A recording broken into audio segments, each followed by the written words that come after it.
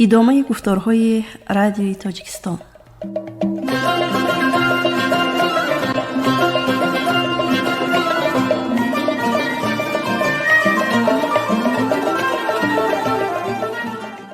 آزادگان باز در خود را برای شما می کشاید. باز از خودشناسی و خودآگاهی، از شعر و شاعری، از سرود و ترانه های دلبری صحبت می کند. آزادگان به شما راز می گوید، نیاز می آورد و شما را به خود هم صدای و هم نوا می نماید. باید بگویم که این سفر هم آزادگان از 6 فصل عبارت است. از 6 عالم راز، از 6 دنیای صوت و نوا، از 6 گفتگوزار، از 6 لحظه های دل‌آویز. فصل اول بزم جمع، سخن چند در اطراف بزم‌های جمشیدی و تولید سرود و ترانه‌های سلسله‌ای.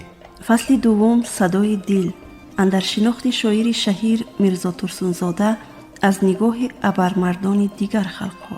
فصل سوم چشم به چشم، صحبت با ادبیات شناس نورعلی نورزاد اطراف چاپ دیوان نو نقیب خان طغرل. فصل چهارم آب، ادامه ترجمه فیلم آب از جانب روزنامه‌نگار صاحب ذوق محمد عمر نور محمد. آب از نگاه عالمان و بزرگان عالم. فصل پنجم حکمت کهندیار، پند و اندرس‌های چینی از زبان دانشمند بزرگ چین کانفوس. فصل ششم ترانه‌های دلانگیز، نظری بر رباعیات شاعر شوریده دل کمال‌الدین اصفهانی.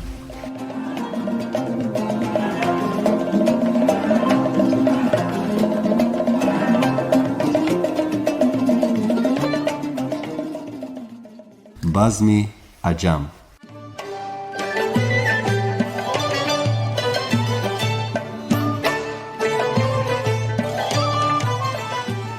عید و ایام، شادی و خرسندی، رقص و سرور بزم است. بزم این جشن، عید، مجلسی عیش و نوش، ضیافت یا مجلسی جمشیدی است که در آن موسیقی و رقص نقش باسزا دارد. از این رو استاد ابو عبدالله رودکی گفته: به بزم عیش و طرب باد، نکخواه تو شاد، حسود جاه تو بادا، ز غصه زار و نژند. و یا چون سپرم نه میان بزم به نوروز، در مه بهمن بتاز و جان عدو سوز. بزم نوروزی خود گواه بر شادی و نشاط رو آوردن است. عجیب آن که در بزم‌های نوروز برابر ما آزادگان طبیعت هم بزم می‌آراید. آسمان گاه می‌خندد و گاه می‌گرید. زمین سراندازی سبز به سر گرفته در بغل گل‌های رنگارنگ را آغوش کرده به پیشواز همگان می‌براید. بلبلان سراینده و دیگر پرندگان نغمه‌گر. صوت و نوای سرور بخش به دلها شادی می‌آورد، همگان را به رقص می‌کشد. به گفت عبدالرحمن مشفیقی: امروز که ساقی چمن نرگسی مست است، بلبل شده گوینده و گل دایره دست است. بزم جمشیدی تواند بهترین و والاترین سرود و ترانه ها را به میان آورد. چون این بزم های پرسرور سبب شده که سلسله سرودها ایجاد کردند. از زمانهای پیشین بزم آراستن شاهان به این یا آن رسم و آیین و عید و ایام به صوت و نوای شادی ها سبب شده. در زمانهای دولتداری ساسانیان و سامانیان چقدر بزمهای شاهانه آراستند که خونیاگران و رامشگران و شاعران و هنرمندان بی‌مثل به میدان آمدند. خود نام باربد مروزی و نکیسای چنگی، گیسوی نواگر و سرکش، استاد ابو عبدالله رودکی و ابوالعباس بختیار خونیاگر، ابوالحفص سغدی و درویش علی چنگی و غیره و غیره تا زمان ما همه در بلند برداشتن حس ملی، غرور دولتداری، زبان مادری خدمت‌های شایسته کردند. وقتی که دهه ادبیات و صنعت در این یا آن کشور به وقوع آمد، باز بزم و طرب شعله زد. یک خودی 4 ضرب خونیاگر ممتاز اکا شریف جوریف گواه این گفته است. همین 4 ضرب زمانی در دهه ادبیات و صنعت در مسکو صدا داده همه را به وجد آورد و به رقص کشید و دیگر ملت ها را هشدار داد که خلق تاجیک کیست و چسان صنعت و زبان ناب مادریش ریشه در تاریخ دارد. خلق عادی نیست، صاحب سخن و صاحب مقام و صاحب دولت است. یک سرود توانست که به همه خلق ها بگوید توج بر سر تاجگان، کانی گوهر تاجگان.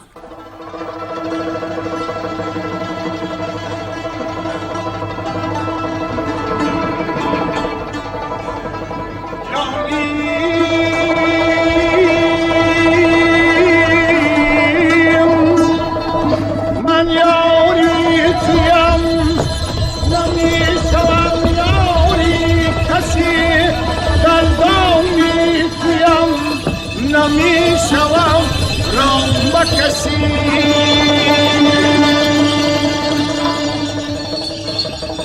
این کاسه شربتی که با هم بودیم هرگز نخوریم شراب و جان کسی باز هوای چمنم باز جلوه سر و سمنم باز من که ندیدم کسی نازنی آراشی سیمنی مجنی یاری آوار و بشم نشی من سخنه از دهنم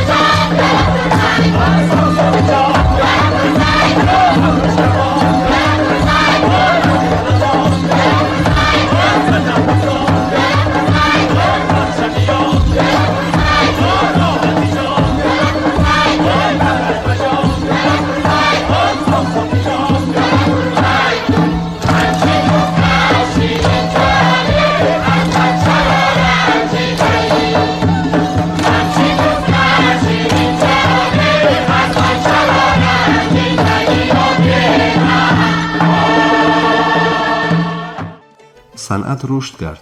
سلسله سرودهای بزمی دیگر تولید یافت. خونیاگری دلها سید قلبیلولوف در آفریدن سلسله سرودها در عید و ایام و مخصوصا نوروز بزرگ همتار ندارد. خود سلسله سرودهای دولت پاینده، بهاران، نوروزنامه ها، آتش مقدس و غیره و غیره همه سرشار از مهر و عشق و محبت به یار و دیار بوده از استعداد بلند او گواهی می دهند. در هر عید و ایام جشن و چاره‌بینی ها سرودهای دستجمعی او صدا می دهند. بزم شاهانه را شکوه و شهامت می بخشند. به سرودهای دستجمعی خونیاگر دلها سید قلبیلولوف گوش می نهیم و به اختیار از جای می خیزیم و چرخ می زنیم، رقص سما می رویم و دلمان می سراید. عمرتان بادا دراز ای ساقیانی بزم جمع، گرچه جام ما نشد پرمی و دوران شما.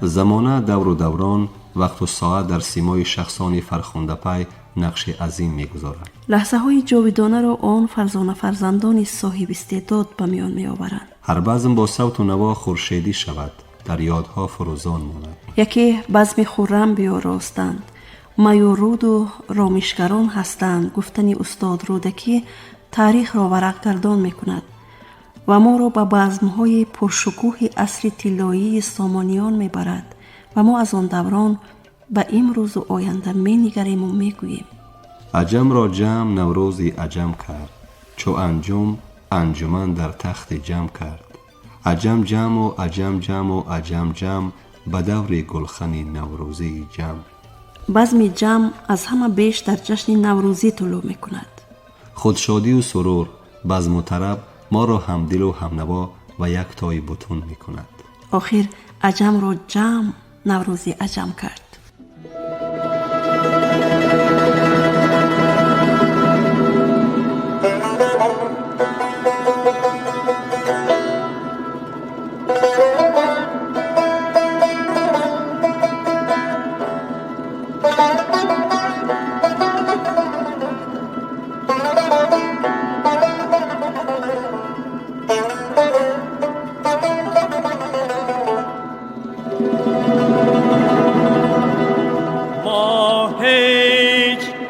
زمان نه هیچ، دنیا همه هیچ.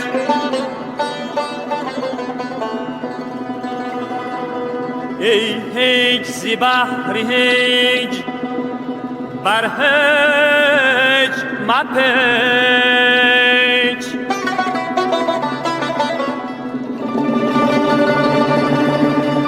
دانی کیزی آدمی چی باقی ماند،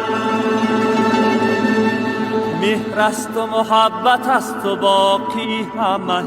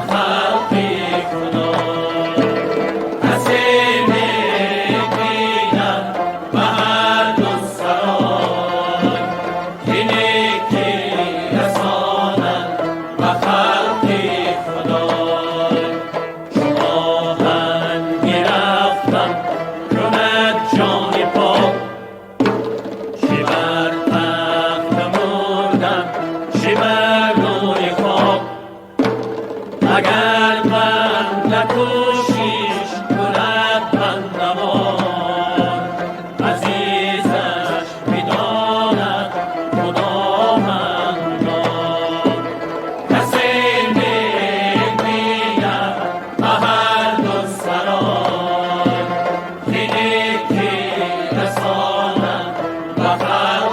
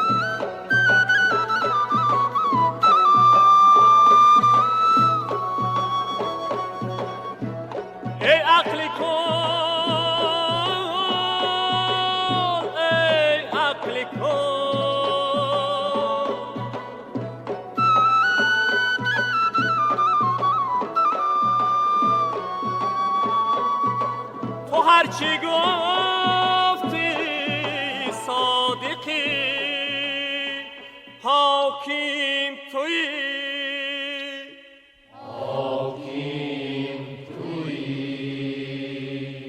حاتم تویی،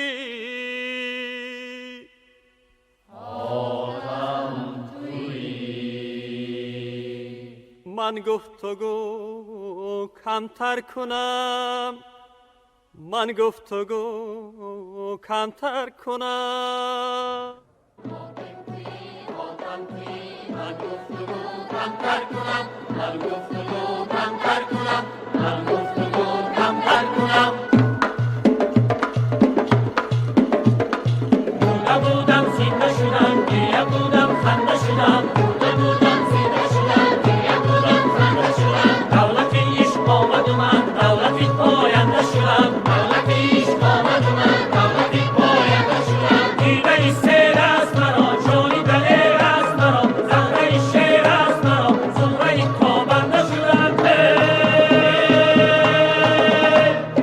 مرده بودم زنده شدم، گریه بودم خنده شدم، دولت عشق آمد و من دولت پاینده شدم، دولت عشق آمد و من دولت پاینده شدم.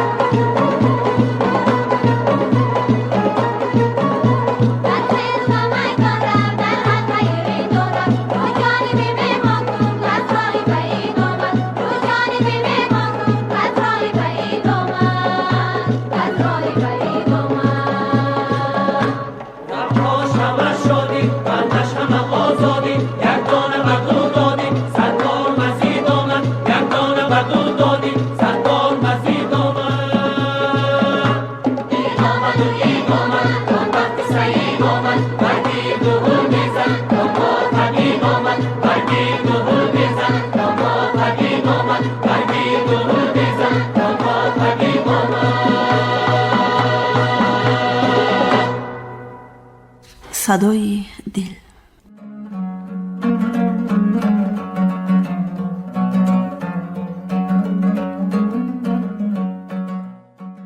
صدای دل شاعر را در ایجادیاتش میشنویم، درک میکنیم. محبتی که به دل آشیانه میماند، به مثل نام نکوه جاویدانه میماند. دمی که میشوی ای دوست از نظر غایب، خیال روی تو ما را نشانه میماند. خیال روی شاعر بزرگ میرزا ترسونزاده همیشه در پیش نظر اهل ادب است، در شعر و سخن است، در پیشتاق فرهنگ ملت تاجیک است. او شخصیت بود و هست.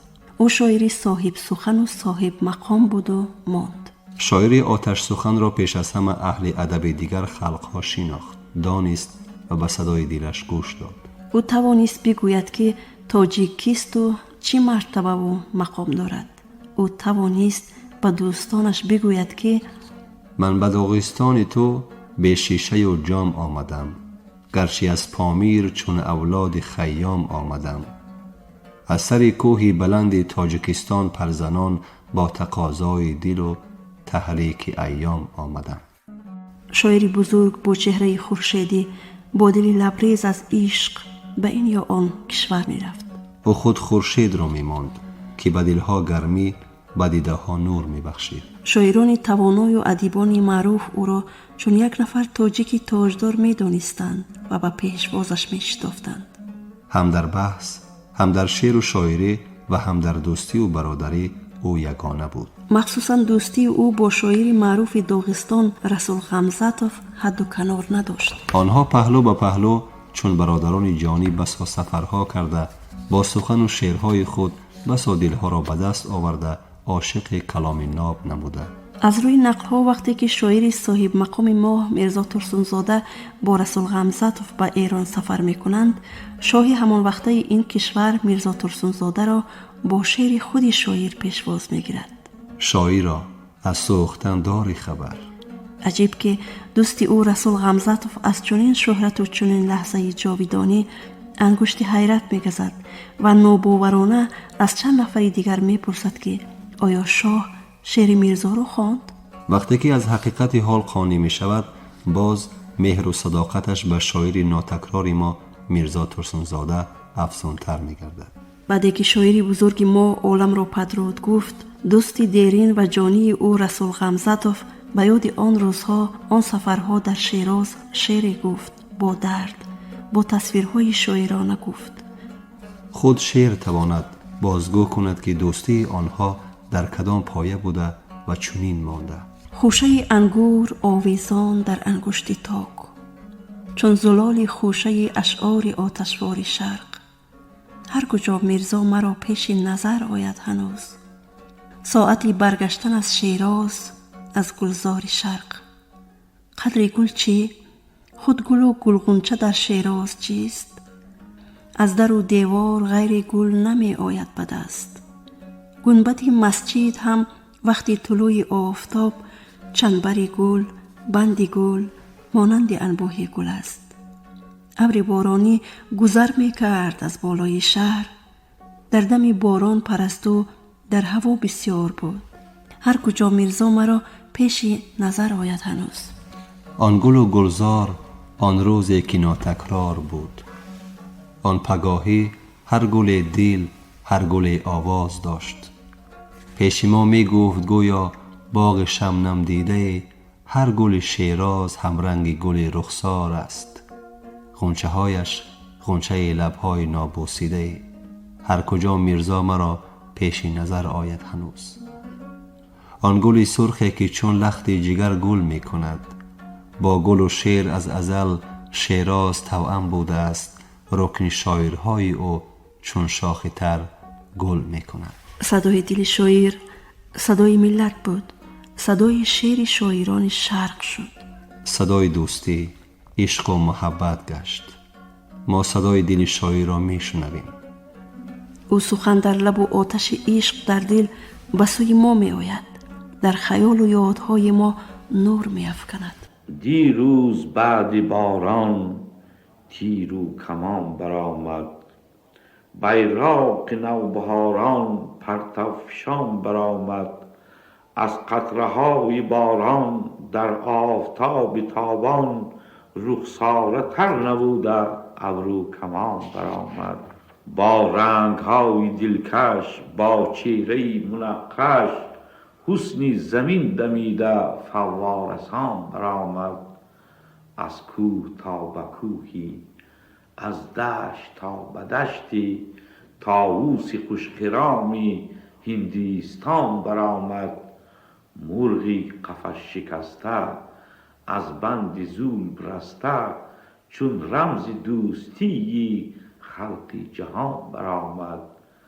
کردم گمان که از دل صوتی هزار منزل، چون موجهای ساحل در یک زمان برآمد.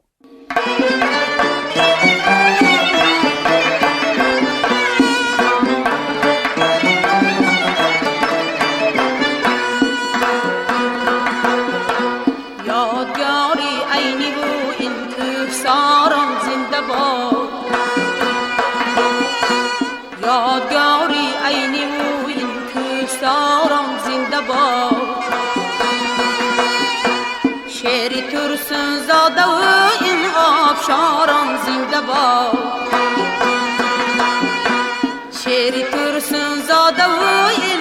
آبشاران زنده باد.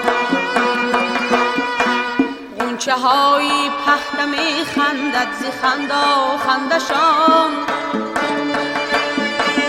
خنده های دختران در بختزاران زنده باد. خنده های دختران در بختزاران زنده باد.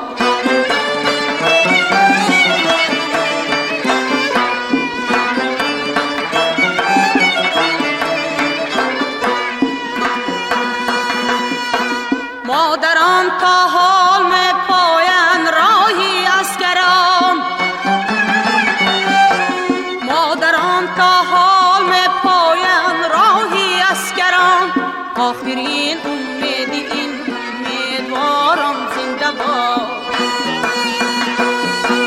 آخرین امید این امیدواران زنده باد.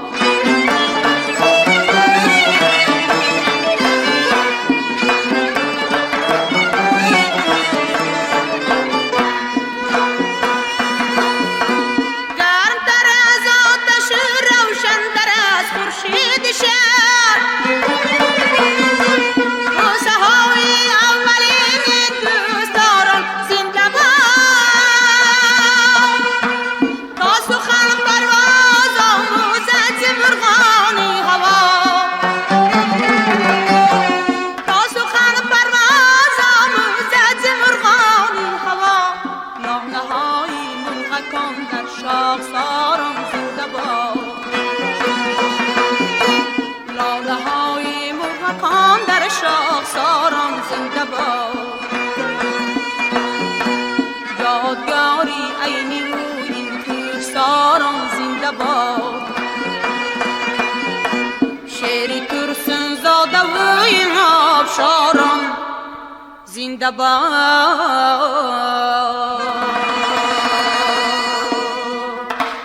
چشم به چشم.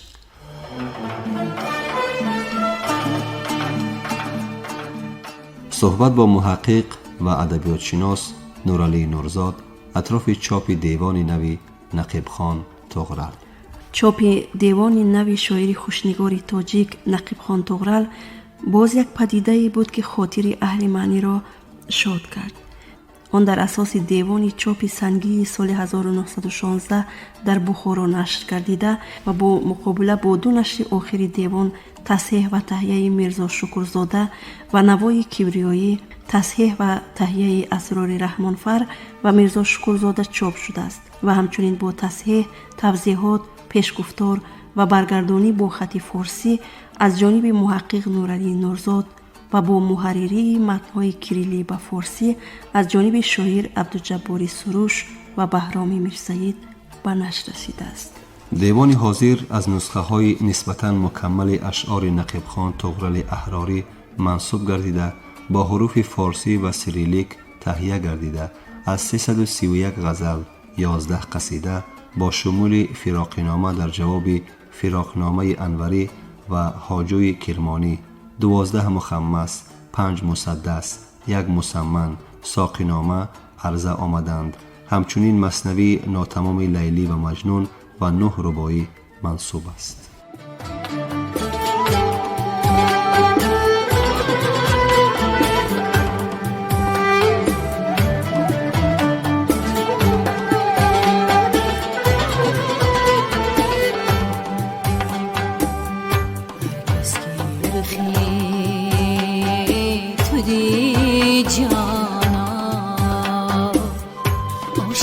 تو گشت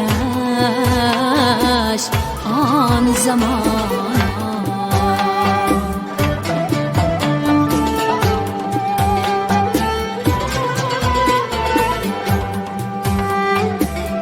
هرکس که رخی تو دی جانا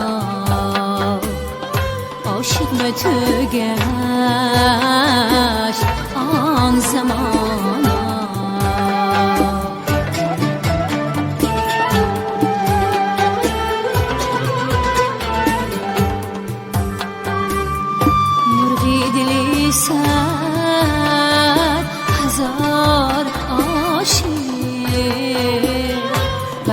قیدی تو شد سبردانا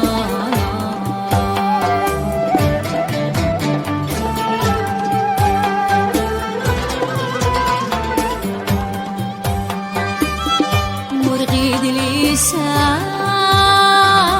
هزار عاشق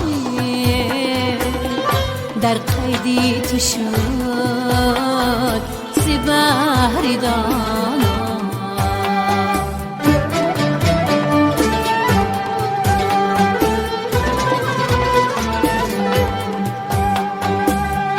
تیری نگاهت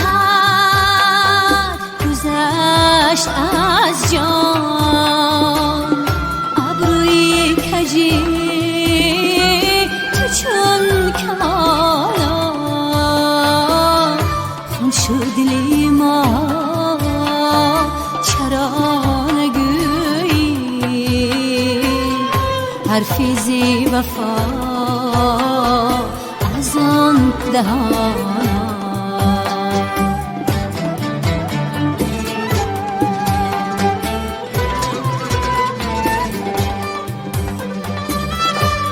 شد دلی ما چرا نگویی حرفی زی وفا از آن دهانا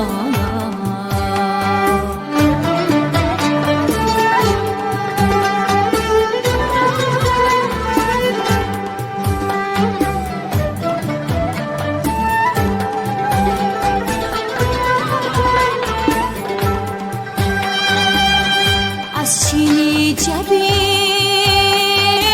توست معلوم رنج دیزی عاشقان همانا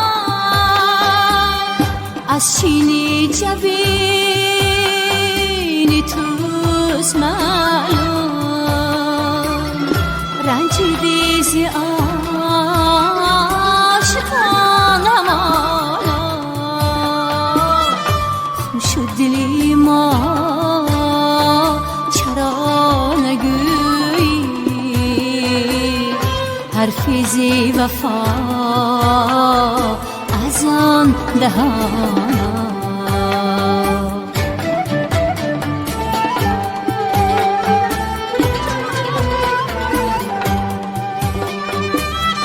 گشته به جهان فسانت و غرر با تیری ملامت و نشانا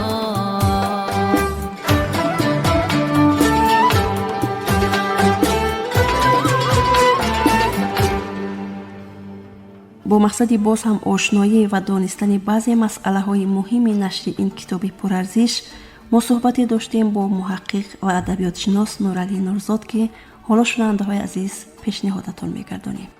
طوری که ما آگاهی داریم سال 2015 با ابتکار بی‌واسطه اساسگذار صلح و وحدت ملی پیشوای ملت محترم امام رحمان که در ملاقات با زیایان همان سال از بزرگداشت شخصیت، اندیشه و افکار نقیبان طاهر احراری حرف زدن و این امکانیت فراهم آورد که جشن 150 سالگی نقیبان طاهر احراری در سطح بسیار بلند در تاجیکستان با برگزار شدن دو کنفرانس بین المللی یک کنفرانس جمهوری جریان گیرد که این امکانیت فراهم آورد که با نگاه دیگر بر روزگار و آثار این سخنور توجه شود و البته ما می‌دانیم که تاکنون آثار طغرل از جانب دانشمندان معروف تاجیک استاد ناصر جان معصومی، استاد محمد جان شکوری بخاری و بعداً از طرف عبدالحمید پولادی و اسرار رحمانفر در کتاب گیاه مهر بعدتر با ابتکار میرزا شکرزاده در یک جایگاه با اسرار رحمانفر و میرزا شکرزاده با نام نوار کبرا نشر شد. اما از همه اساسی نشر اولین دیوان طغرل در سال 1916 اتفاق افتاد که سال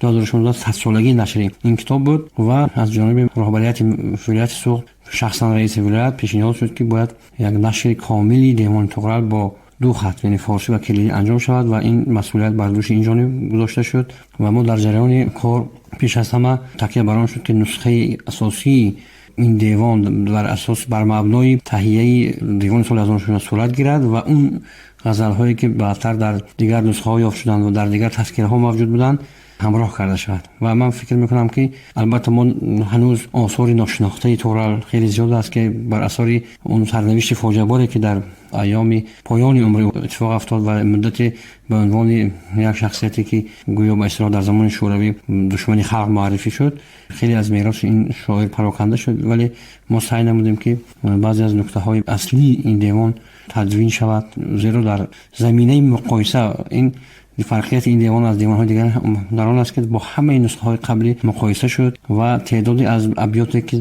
در نسخه‌های دیگر موجود نبودند برقرار کرده شد. مثلا اون قصیده معروفی که در جواب قصیده قانی شیرازی نوشته شده است، 17 بیت از این قصیده در نسخه‌های دیگر ناموده است و این برقرار کرده شد. همزمان بیت‌های مختلف و بیت‌هایی که از ملحق یعنی منسوب به تورال هستند اونها از دیوان بیرون کرده شد و در همین زمینه با کوشش چند تن از پیوندان نقیبان تورال دو غزل و یک مخمس تازه به دیوان وارد کرده شد و همزمان یک رباعی که در کتاب تذکرة الشعراء نعمت الله محترم آمده است که در دیگر دیوان ها نبود، این هم همراه کرده شد. و البته من گمان میکنم که هنوز کار متن شناسی دیوان تورال در پیش است و همین اندیشه ما رو وادار کرد که بعد از نشر این دیوان با تالیف یک کتاب دیگر با نام سلطان اورنگ سخن که بخش‌های از آن قبلا تهیه شده بود مشغول شدم و بعضی از مسائلی که با متن شناسی دیوان تورال مربوط هست اون را دوباره تجدید نظر نمایم و گفتم ممکن است که بعد از نشر این دیوان هم نکته های زیادی باز برای متن‌شناسی دیوان تورال به میان آمد که در این مقاله در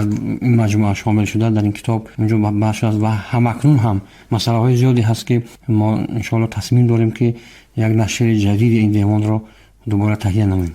یعنی تالیف کتاب ثانی یعنی برداشت از کتاب اول. بله، یعنی من اون زمان اندیشه میکردم که البته پیوند و شناخت ابتدایی من با دیوان تورال و با خود اندیشه تورال از زمان دانشجو شروع میشد، چون من وقتی دانشگاه رو ختم میکردم با راهنمایی استاد روانشناس عبدالمنان نصرالدین از من درخواست کردن که این نقیب تورال یک شاعر بسیار معروفی هست که اکثرا مقام او در تذکره ها اعتراف نمیدن و باید در زمینه میراث ادبی او مخصوصا افکار عرفانی تورال یک رساله یعنی پایان نامه دانشگاهی بنویسم و از همون زمان گفتم ممکن است که آغاز شد و هنوز در این راه مسئله های زیادی هستند. مثلا در همه نسخه های دیوان های چاپ شده یا مثلا برگزیده های چاپ شده دیوان نقیبان تورال وقتی ما با تدوین یعنی اصول تدوینی اشعار نظر میکنیم، مثلا در اونجا ساقینامه هست در نسخه اصلی منظور همون نسخه سال 16 و بعد از ساقینامه یک مثنوی با نام تصدیقات آمده است. متاسفانه با سبب اینکه بعضی از بیت های اون پرتافته شدن در اکثر نسخه ها این تصدیقات به عنوان یک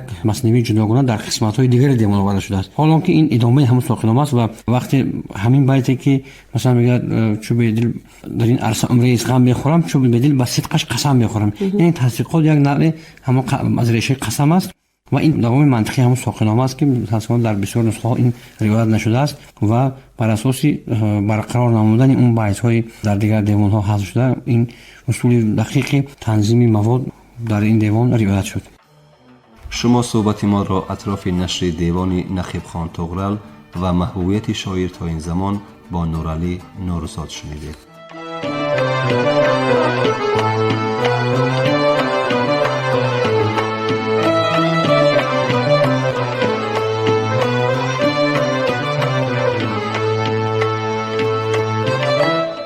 از رخت آینه تا لذت دیدار گیریم و از نگاه دیگران جانی بی خود آر گرفت، خاک را از قدمت رتبه گلزار گرفت، از تو گل های چمن زینت دستار گرفت. من چی گفتم که دیدی نازکت آزار گرفت، خاطرت از من به چاره به یک بار گرفت، خاطرت از من به چاره به یک بار گرفت.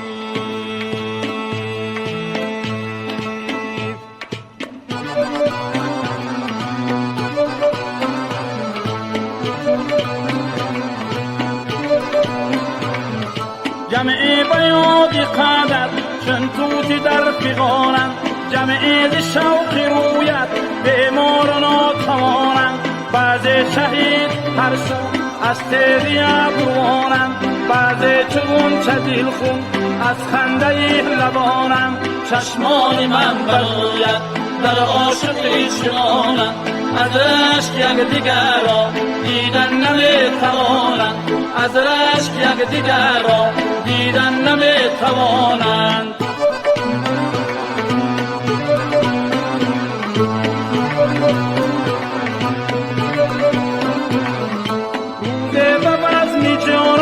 از ناز کشتی شستی با قصدی جانی عاشق کردی کلاه شکستی دستم اگر نگیری هنگامی تنگ دستی من با تو باز گویم با صد نیاز و هستی چشمای من برویت در عاشقی شنانند از رشک یک دیگر را دیدن نمیتوانند از رشک یک دیگر را دیدن نمیتوانند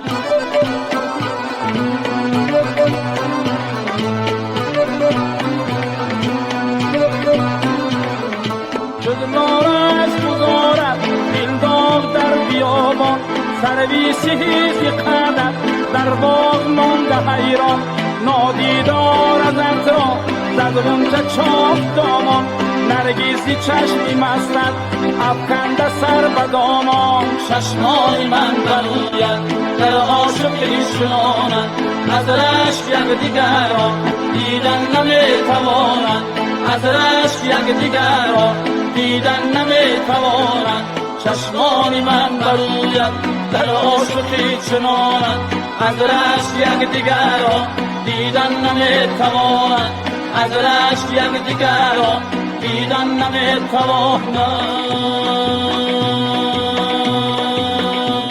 گل جامه در از شوق رویت عنبر شکند یک قدری مویت گل جامه در از شوق رویت عنبر شکند یک قدری مویت زهری غمیش که تو چشیدم راحت سری موزی تو ندیدم باری علمت بسه کشیدم تا آن که به عاشقی رسیدم گل جامه در از شوق رویت عنبر شکند یک قدری مویت گل جامه در از شوق رویت عنبر شکند یک قدری مویت مهرا چی مناسبت بگوید گل را چی مثل برنگ و بوید آتش نشود حریفی خوید فردوس نمونه جی کوید گل جامه در از شوق رویت عنبر شکند یک قدری مویت گل جامه در از شوق رویت عنبر شکند یک قدری مویت عنبر شکند یک قدری مویت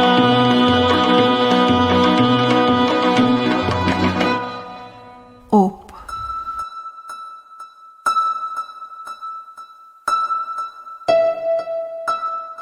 دوستان عزیز، شما فیلم آب را در ترجمه محمد عمر نور محمد یک پارچه‌اش را شنیده بودید.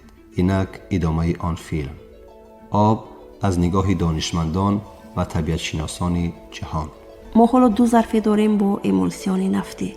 مواد نفتی از آمیخته آب و نفت غفص عبارت است که در حالتی با هم آمیخته بودن سالها میتواند نگهداری شود.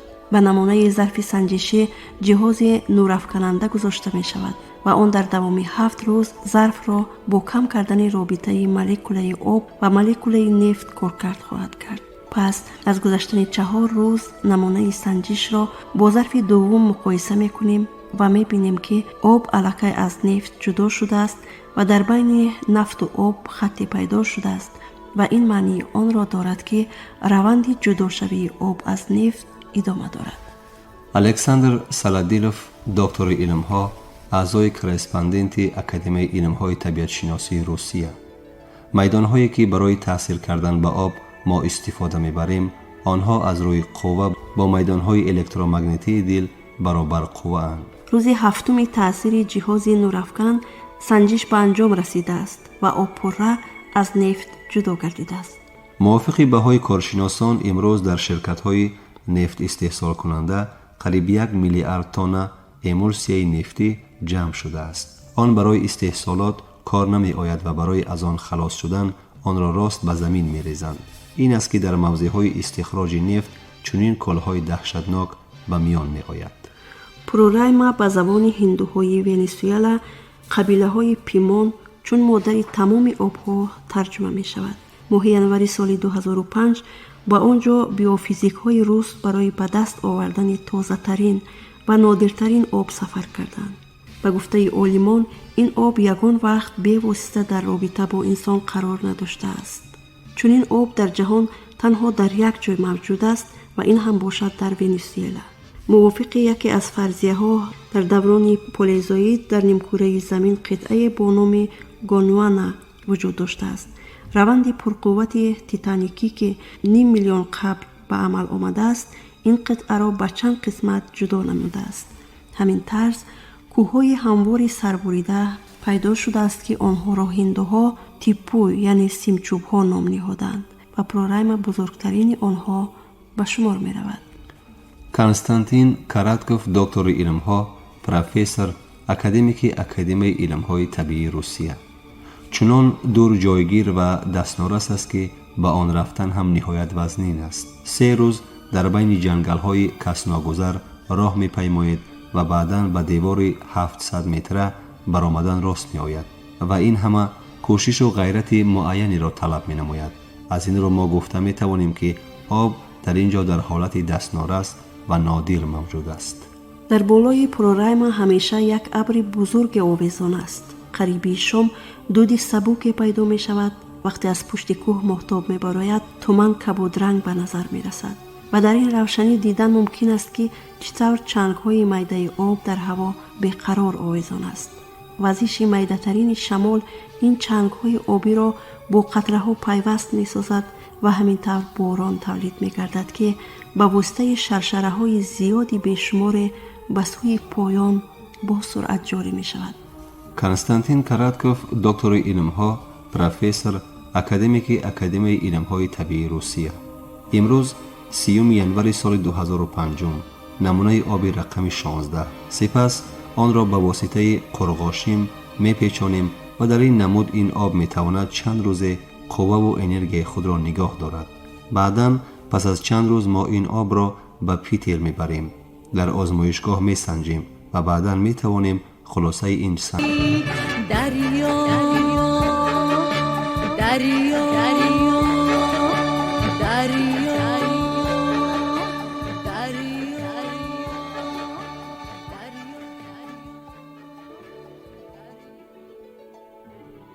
در آموزشگاه پروفسور کاراتکوف تجهیزات ساخته شده است که می تواند قوه آب را معین کند. کاری آن در اساس ثمره کریلیان به راه مانده شده است. همه آن چیزی که در میدان پرقوت الکترومگنیتی جایگیر شده می تواند و به از خود روشنی برآوردن شروع می کند. ابیکت هرچی بیشتر انرژی داشته باشد روشنی آن همان قدر زیادتر است.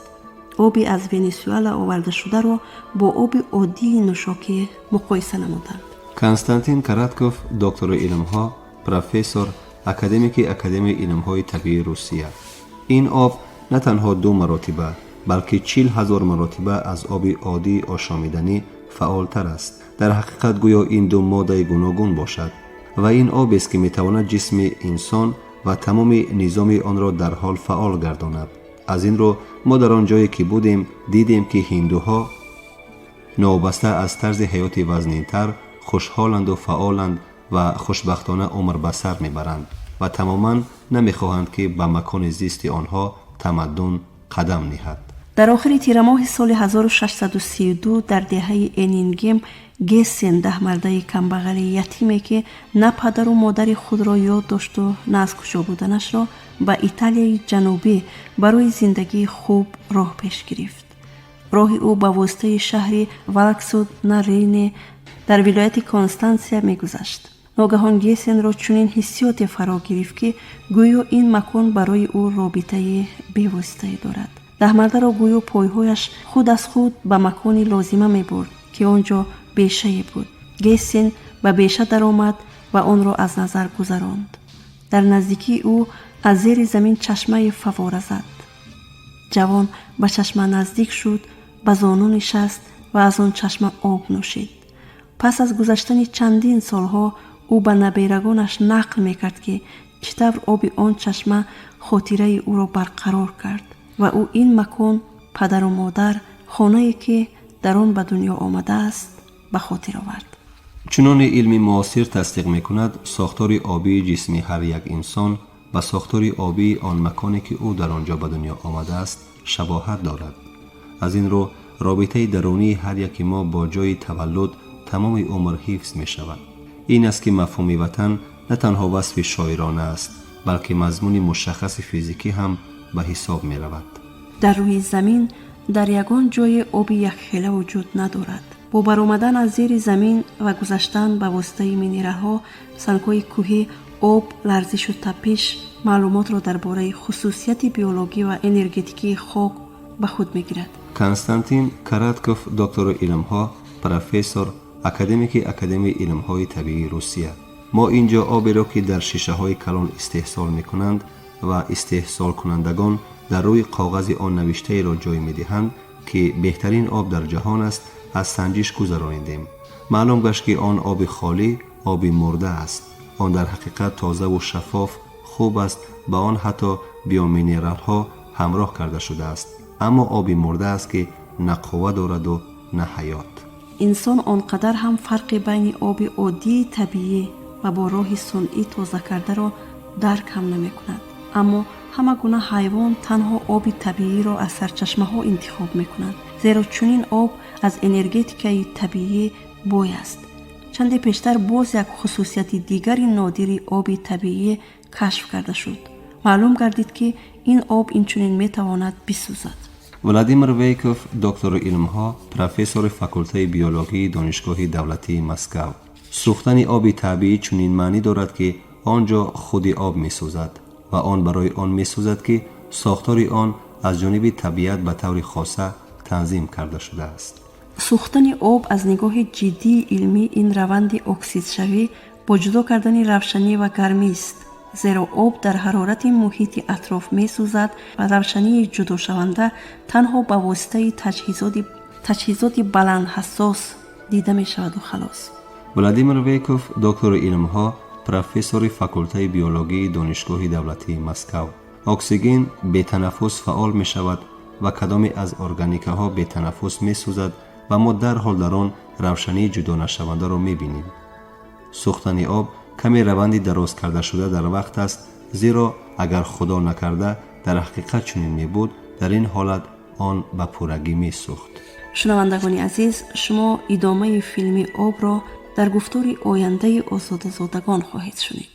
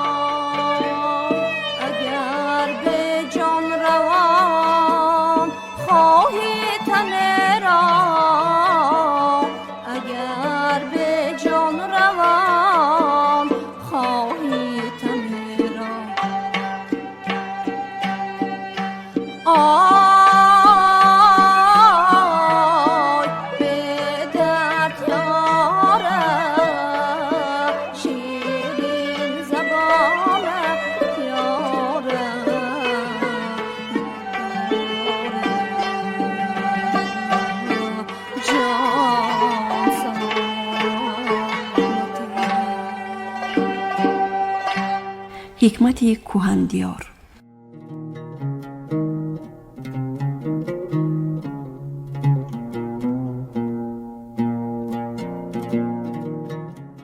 حکمت، پند و اندرز نمک سخن است. هر یک سخن پیران خرد جواب چندین اثرهای کلان حجم را دهد. هر دیار، هر ملت، هر خلق اگر صاحب کتاب و صاحب سخن باشد، پند و اندرز در آنجا پدید آید، زبان گفتگو را باز براتر و زیباتر نماید.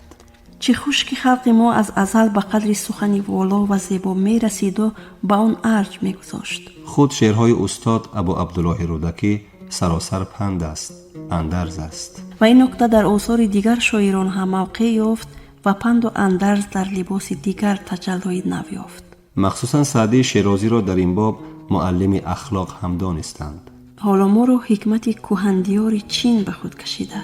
هر خلق با این یا آن فرزند و فرزندانش افتخار می کند و از زبان او بهر اثبات فکر خود 101 حکمت می آورد. ما نام کنفوس را شنیده ایم و ممکن حکمتهایش را هم خوانده باشیم. او اساسگزار عنعنه‌های چینی شناخته شده، زمان زندگیش تقریبا سالهای 551 479 تا میلاد است. کنفوس معنی و شادمانی حیات را در معرفت در جهد بی اندازه بهر تکامل خویش اصلاح خود میدید و به اندیشه او به صفت نمونه به انتهای دوران آموزش و تربیه بازگوی کل اقتدار انسانی مردان شرفمند ایام پیشین خدمت کردند. بیایید حالا به چند حکمت او رو بیاریم و از حکمت آن شخص تاریخی باز آگاهی یابیم. چه گویم که کتاب حکمت کهندیار چین را از زبان روسی شادی شاکرزاده ترجمه کرده است. هر حکمت، هر پند و هر اندرز همیشه در خور و راه نشانده حیات ماست. آنی که به گذشته مراجعت نموده به درک نوگانی ها قادر است شایسته مقام استادی است. در عهد قدیم آدمان پرحرفی را نمی پسندیدند. ایشان به قول خویشتن صادق نبودن را به آبرویی می حسابیدند. نکوکار در تنهایی نخواهد ماند. او حتما هماندیشان خود را می آورد.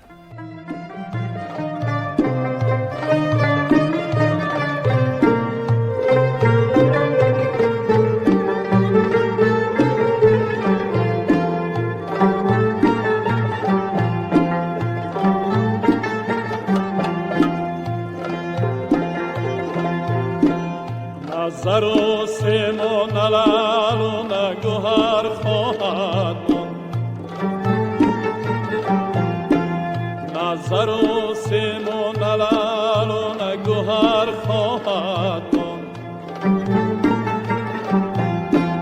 در بساطی تو همین گردی سفر خواهد ماند، در بساطی تو همین گردی سفر خواهد ماند.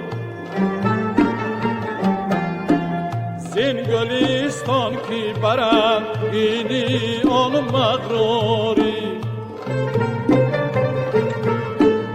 زین گلستان که برند بینی آن مغروری، مشت خاک بر توی بادی سحر خواهد ماند.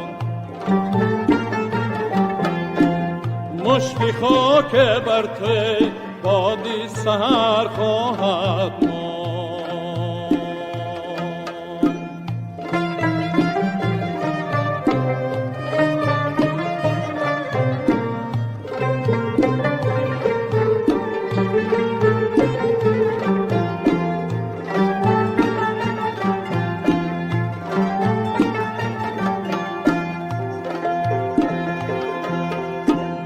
خشت بالینی تو سازن پرستارانت،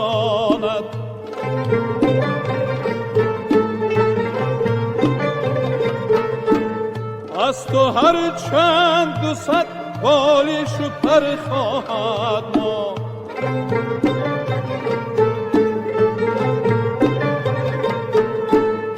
از تو هر چند 200 بالیش و پر خواهد ماند. این جهان آینه و هستی ما نقش و نگار، نقش در آینه آخر چه قدر خواهد ماند. نقش در آینه آخر چه قدر خواهد ماند.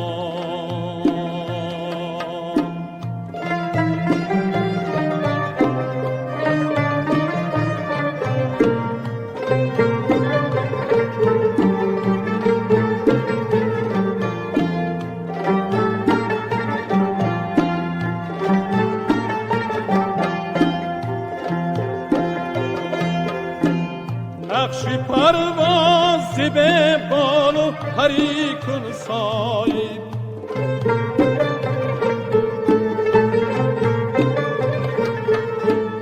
که در این بادیه نه بالو نه پر خواهد ما.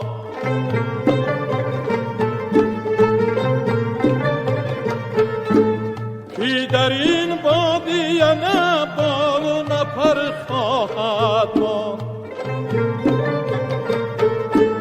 نه زر و سیم و نه لعل و نه گوهر خواهد ما. در بساطی تو همین گردی سفر خواهد ماند. در بساطی تو همین گردی سفر خواهد ماند. نه زر و سیم و نه لعل و نه گوهر خواهد ماند.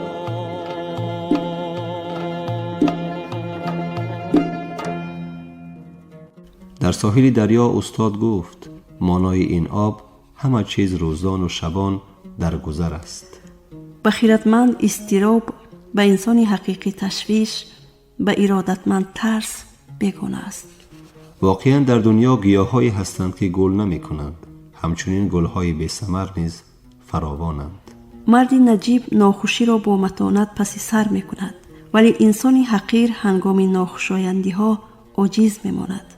به نفری که ارزنده صحبت است گفتگو کردن معنی گم نکردن، معنی گم کردن آن انسان را دارد. ولی گفتگو با فردی که به صحبت نمی ارزد معنی به قرب نمودن کلام است. خیرتمند هم انسان و هم کلام را گم نمی کند. آسمان و زمین از هم جدایند، ولی هر دو هم یک عمل را به ثبات می رسانند. انسان شایسته با پیرهی دیگران قدم نمی زند. آنچه که برای خود نمی خواهی به دیگر نیز روا مدان. حکمت های کانفوس همه از تجربه زندگی گرفته شدند. حکمت ما را وادار می کند که خویش را بشناسیم، آدم و عالم را در لباس نکویی زیبایی دریابیم. چند حکمتی که آوردیم ممکن در خور زندگی امان شود، ولی ما را مهم آن است که بگوییم. سرچشمه همه حکمت ها این 4 عنصر است. زندگی گاه تاریک و گاه روشنی ماست. پیش از همه پند حیات است که زمان به ما داده، از زبان عاقلان و دانایان و صاحب دلان.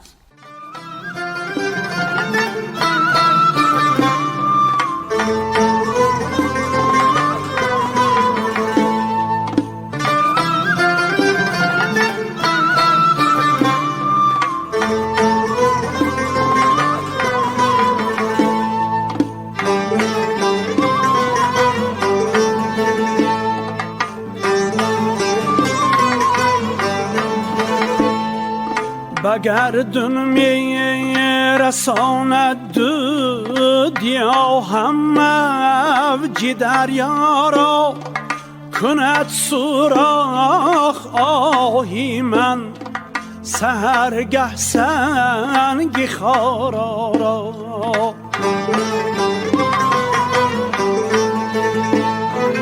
منور می کند از نور ریامش کوه و صحرا را، اگر آن ترک شیرازی به دست آرد دلی ما را.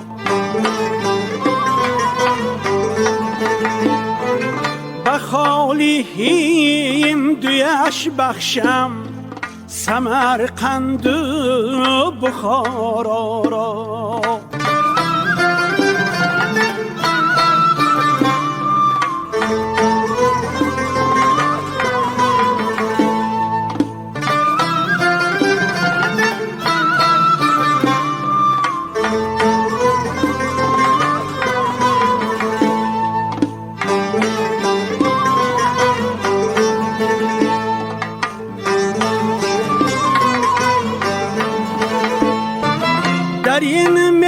آید سرایی به وفا راحت نخواهی یافت.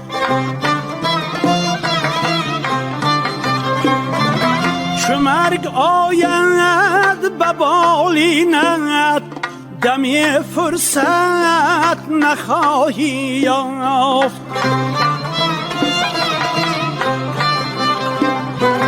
جوانی را غنیمت دان که این نعمت نخواهی یافت. بیده ساقی می باقی که در جنت نخواهی یافت.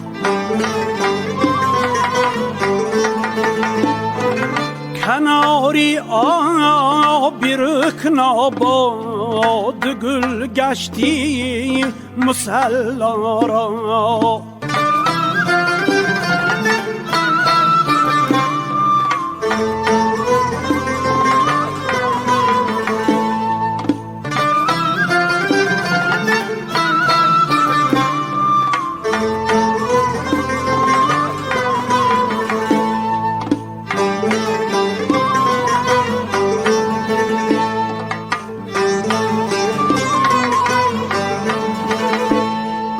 غباری ره شفت تا سر رفتاران خیرام آرند.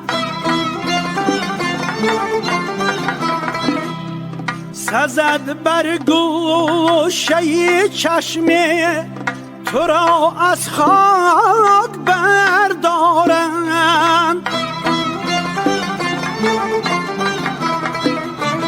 خوش آمد گوی را در این زمانت دوست می دارند. نصیحت گوش کن جانا که از جان دوستر دارند. جوانانی سعادتمند پندی پیر دانا را.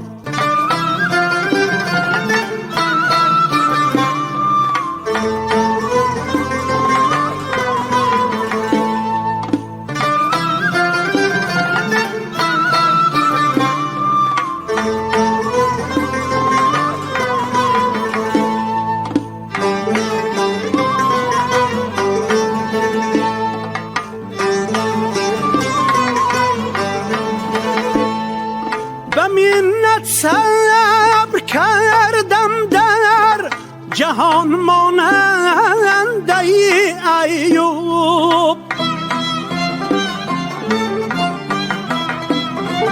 به هجران خود گرفتم بر یک فرزند چون یعقوب.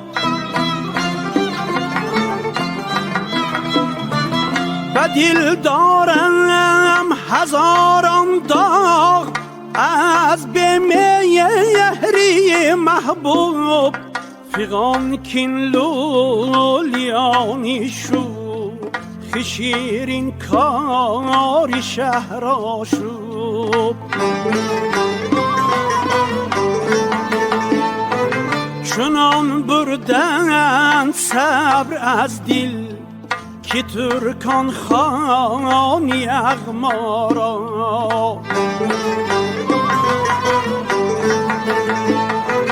چنان بردن صبر از دل که ترکان خانی اغمارا.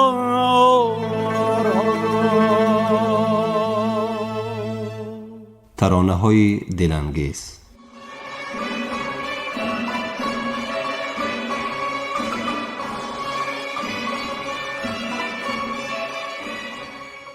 ترانه زاده شوق و ذوق و دل لبریز از عشق است. ترانه ترنم کردن دل را خالی نمودن است، دل را سبک ساختن است. ترانه ها را می توان گفت دلریزه ها.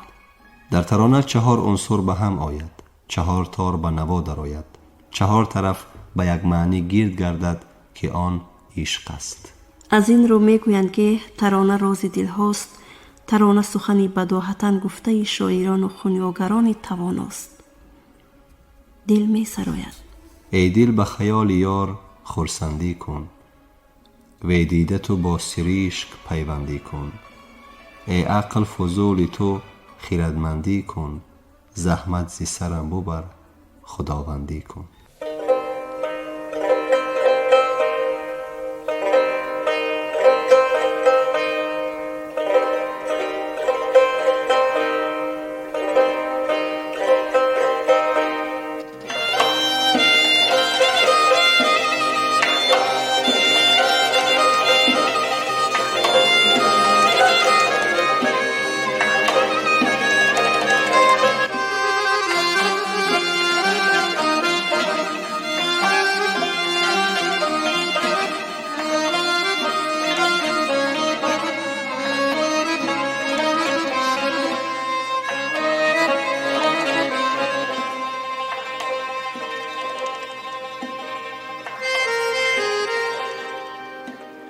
من آن ابرم که می آیم ز دریا،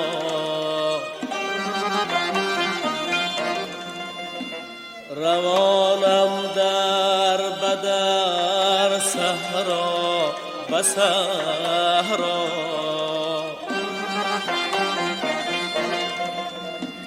نشانی کیست زار نیکو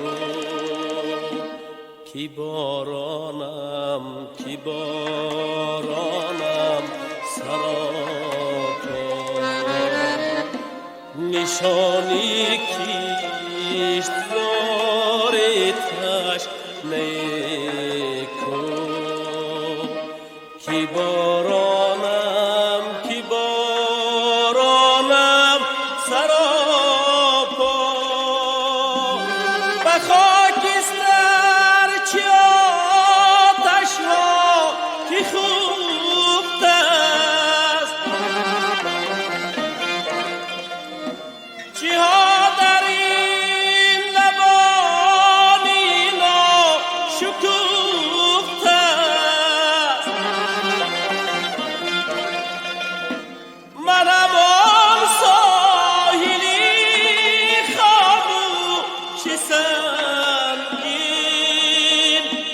که طوفان در گریبانش نهفته است.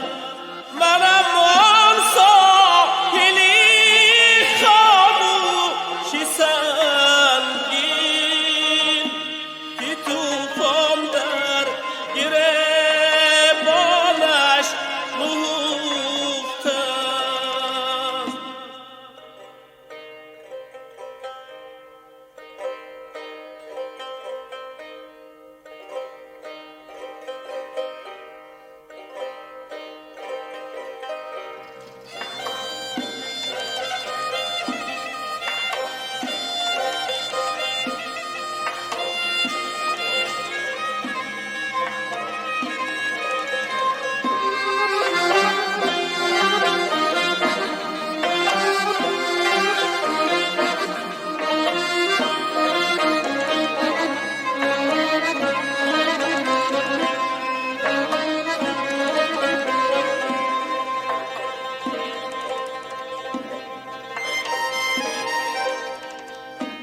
من آن ابرم که می آیم ز دریا،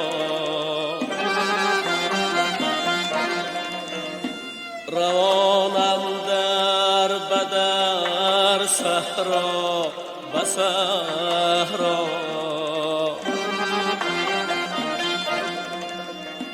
نشانی کیست زار تش نیکو کی بارانم سراپا. نشانی کیست زار تش نیکو کی بارانم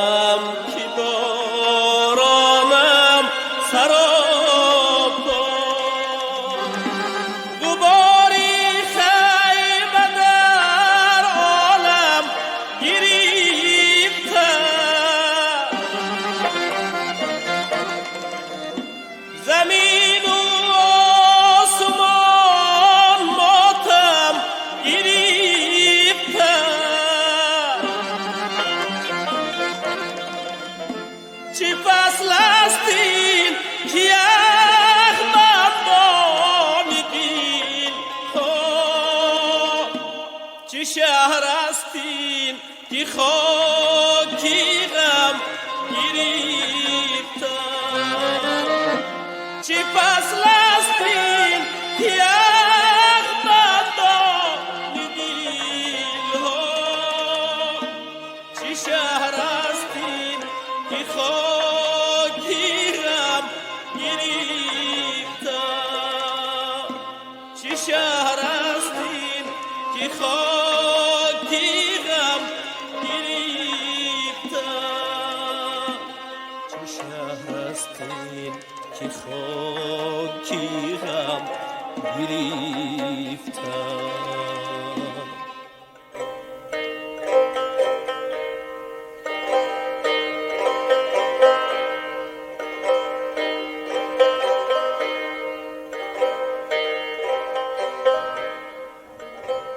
یک خصوصیت ترانه آن که روبایی و یا دوبیتی هر 4 مصرع هم قافیه باشند. و ربایی که آوردیم از شاعر صاحبدل کمال‌الدین اصفهانی به این گفته ما جوابگوست. کمال‌الدین اصفهانی او کیست؟ بیایید معلومات کوتاهی درباره او دهیم و شما را کمی از شخصیت آن شاعر آگاه سازیم. کمال‌الدین اسماعیل اصفهانی سال 1173 1237 از نمایندگان معروف ادبیات عصرهای 12-13 فارسی تاجیک بوده. با اشعار گرانمایه خویش مقام و منزلت خاص یافته است. کمال‌الدین اسماعیل هنوز در آوان جوانی شهرت سخنوری یافته، آوازه شعر والایش و سرزمین‌های دور رسیده بوده است. در این خصوص خود او میگوید: تا حد غرب گوهر تیغ زبان من، بگریفت و من چو تیغ به بند شکم درم. سینم زیبیست گرچه فزون نیست، می شود گردون پیر از بون سی و 2 چاکرم.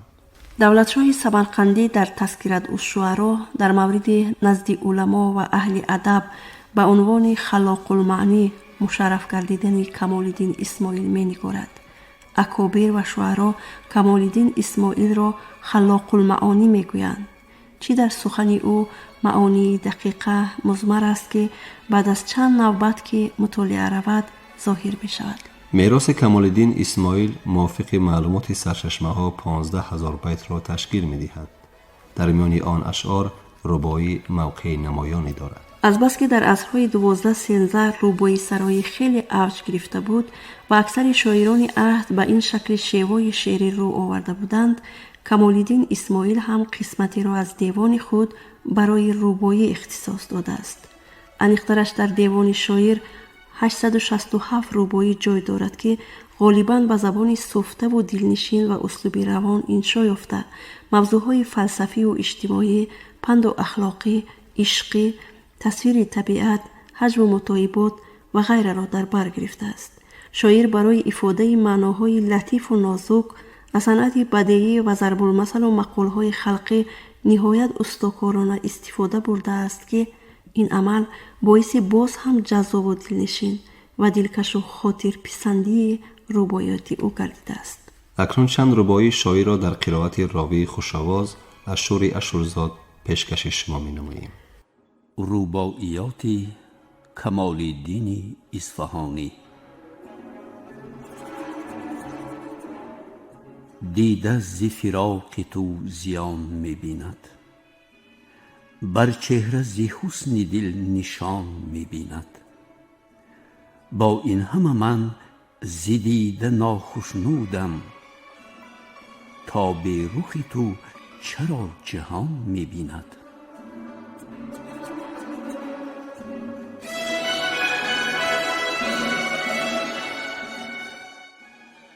رفت مرغ نشاط را به پرواز گذار، غمهای جهان با من غمساز گذار. تو شاد نشین و عمر در ناز گذار، غم را به من و مرا به غم باز گذار.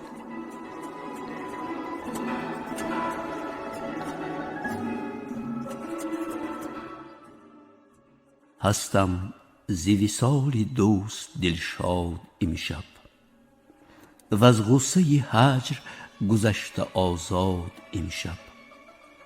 با یار نشسته و به غم میگویم یا رب که کلید صبح گم باد امشب.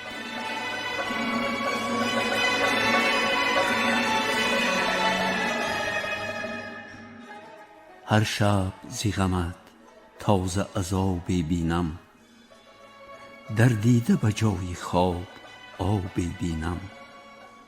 وان دم که چون نرگیسی تو خوابم ببرد، آشفته تر از زلف تو خواب بینم.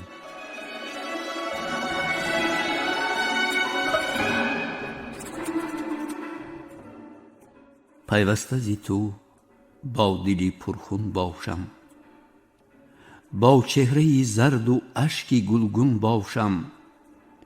روزی که دوبار بینمت حال این است، آن روز که خود نبینمت چون باشم. در بند جهان مباش و آزاد بزی، وز باده خراب گرد و آباد بزی. تا زنده ای از مرگ نباشی ایمن، یک بار بمیر و تا ابد شاد بزی.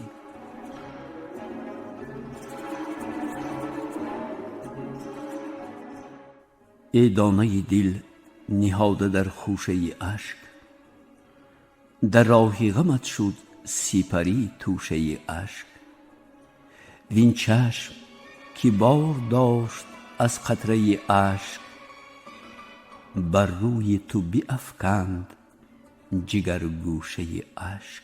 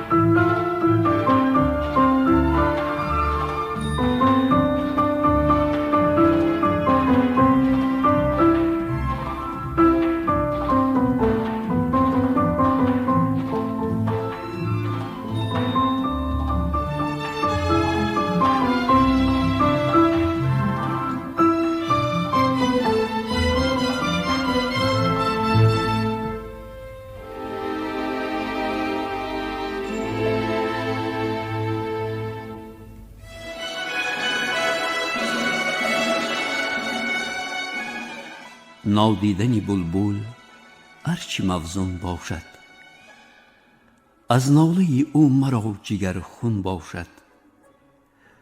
گل در بر بلبل این چنین می نالد، تو دور ز من ناله من چون باشد.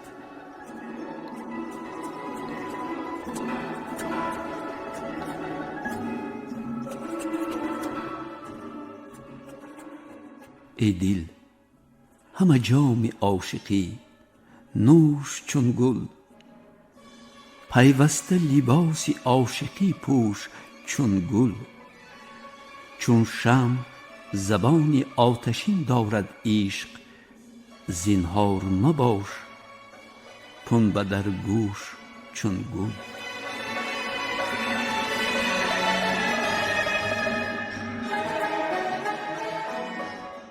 عید آمد و درد برقرار است مرا، وان غم که یکی بود هزار است مرا.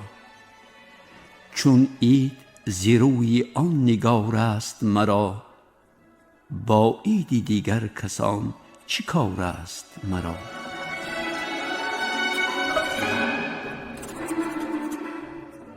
از بس که به شب مرا خروش و زاری است، در دیده خفتگان ز من بیداری است.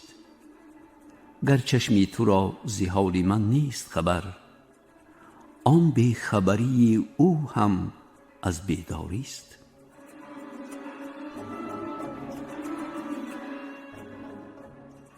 هر سال که غنچه را قبا تنگ آید، سرمایه‌اش آن عارض گلرنگ آید.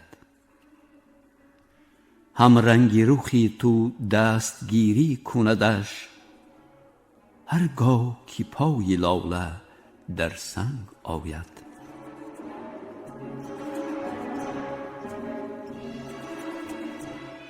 در سنبل او شکست و تاب است به هم، در نرگس او خمار خواب است به هم. از چرب زبانی که فتاده است چو شمع، اندر دهنش آتش و آب است به هم. بس اشک که از دیده به حاصل آرم، از آب دو چشم پای در گل دارم. در چشم نماند آب و ترسم زین پس، چون شمع ز دیده آتش دل بارم.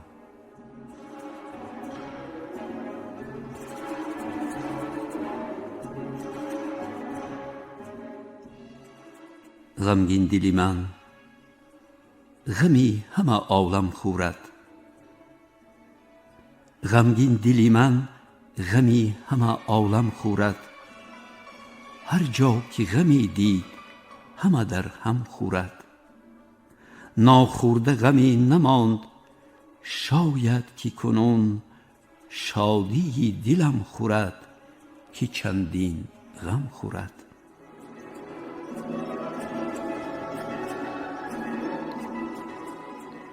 ای مهر بیتاب و رحمتی بر من کن، وی صبح زمانه را بدم گلشن کن. ای چرخ برای کوری دیده شب، چشمم به چراغی صبح دم روشن کن.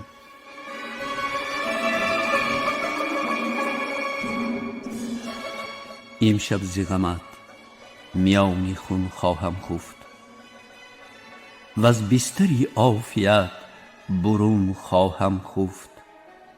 باور نکنی خیال خود را بفریست، تا در نگرد که به تو چون خواهم خفت.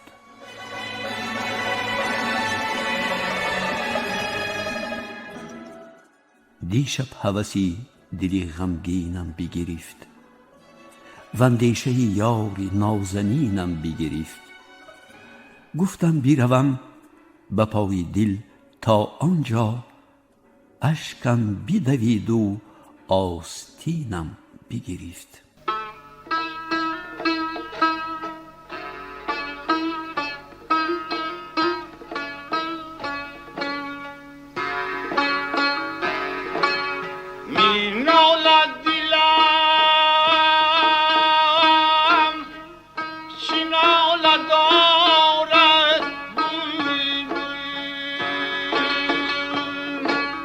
یا ناله‌ای تو خوش است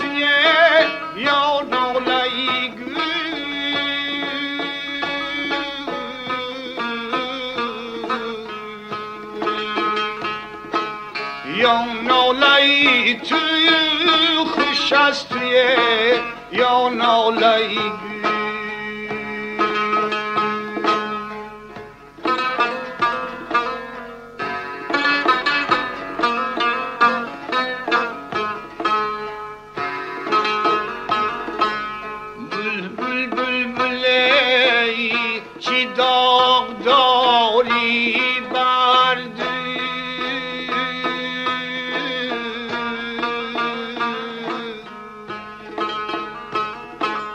گفتا که مرا فلک جدا کرد از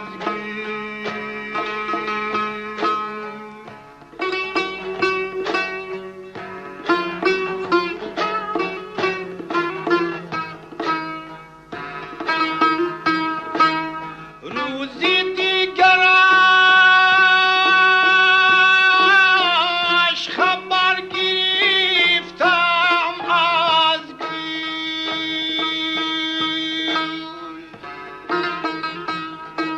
نی برگی گل است نی صدایی بلبل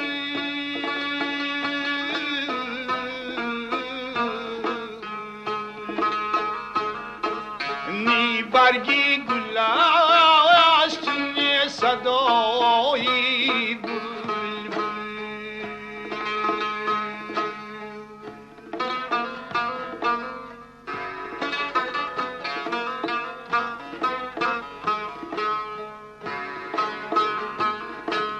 می نالد دلم چنین هی می نالد ربام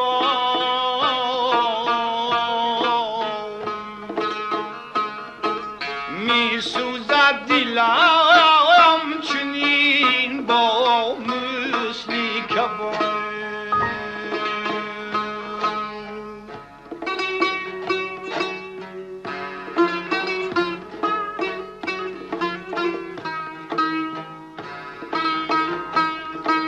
میزد بر باب همین جواب را میگوید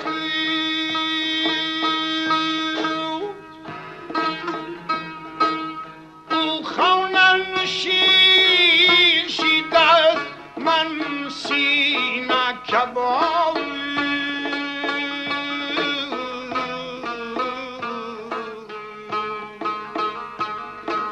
او خانه نشین شده است من سینه کباب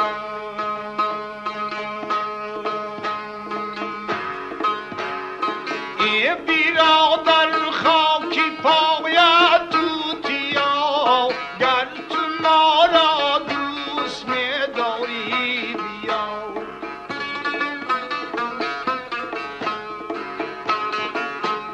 ای برادر خاکی پایت توتیا گر تو ما را دوست می‌داری بیا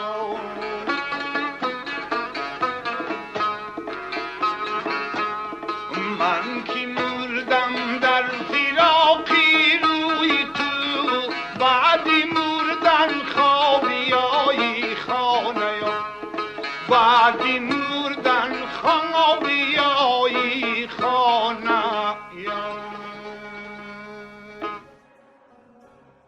دل می سراید، ترانه ترنم می کند، عشق پر و بال می کشاید.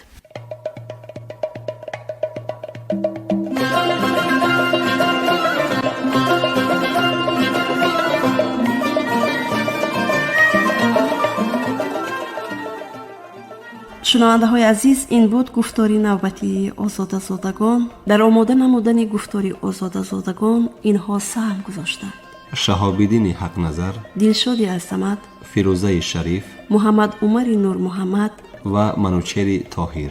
شاد و سربلند باشید.